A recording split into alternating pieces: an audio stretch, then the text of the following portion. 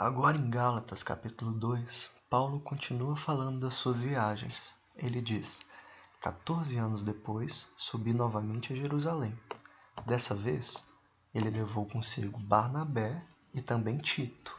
Ele foi para lá por causa de uma revelação e expôs diante deles o evangelho que ele prega entre os gentios, fazendo-o, porém, em particular aos que pareciam influentes, para não correr ou ter corrido em vão. Mas nem mesmo Tito, que Paulo levou com ele, foi obrigado a circuncidar-se, apesar de ser grego. Ou seja, os opositores de Paulo tinham uma exigência que se circuncidasse os gregos e os gentios convertidos ao evangelho.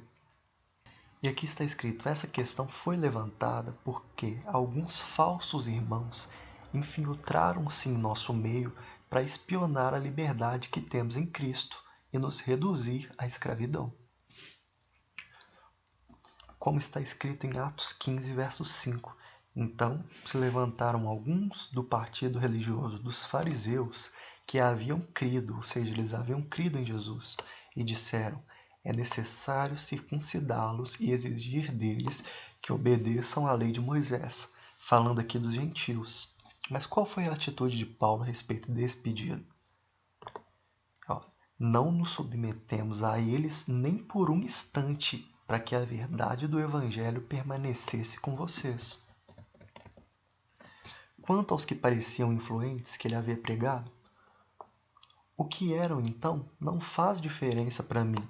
E aí ele diz uma doutrina importante do cristianismo: Deus não julga pela aparência. Tais homens influentes não me acrescentaram nada.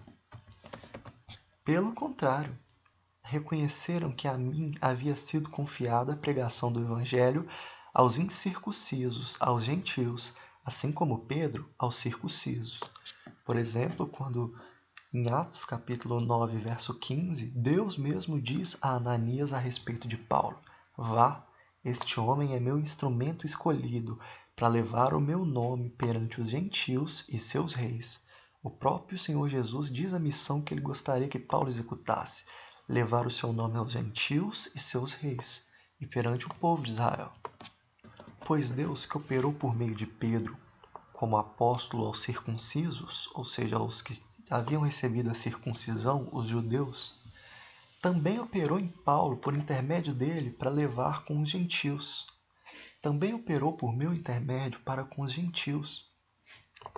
Reconhecendo a graça que me fora concedida, Tiago, irmão de Jesus, Pedro e João, tidos como colunas, estenderam a mão direita a mim e a Barnabé em sinal de comunhão. Eles concordaram que devíamos nos dirigir aos gentios e eles aos circuncisos. E eles fizeram um pedido. Qual pedido foi esse? Somente pediram que nos lembrássemos dos pobres, o que me esforcei por fazer. Quando, porém, Pedro veio a Antioquia, enfrentei-o face a face por uma atitude sua condenável. Pois, antes de chegarem alguns da parte de Tiago, ele comia com os gentios. Mas quando, porém, eles chegaram, afastou-se e separou-se dos gentios, temendo os que eram da circuncisão. Pois um judeu não convivia com os gentios. Os demais judeus também se uniram a ele nessa hipocrisia, de modo que até Barnabé se deixou levar. Quando vi que não estavam andando de acordo com a verdade do evangelho, declarei a Pedro diante de todos: Pedro, você é judeu, mas vive como gentio e não como um judeu. Portanto, como pode obrigar os gentios a viverem como judeu? Nós, judeus de nascimento, e não gentios pecadores, que era assim que os judeus consideravam os outros povos, sabemos que ninguém é justificado pela prática da lei, mas mediante a fé em Jesus Cristo que as pessoas são justificadas diante de Deus. Assim, nós também cremos em Jesus Cristo para sermos justificados pela fé em Cristo e não pela prática da lei. Porque pela prática da lei, ninguém será justificado. Se, porém, procurando ser justificado em Cristo, descobrimos que nós mesmos somos pecadores, será Cristo então ministro do pecado? De modo algum. Se reconstruo o que destruí, provo que sou transgressor. Ou seja, se eu prego que a graça supera a lei, mas desprezo as pessoas, mas volto a achar que Deus aceita as pessoas pela prática da lei, então reconstruindo aquilo que eu destruí com a minha primeira pregação.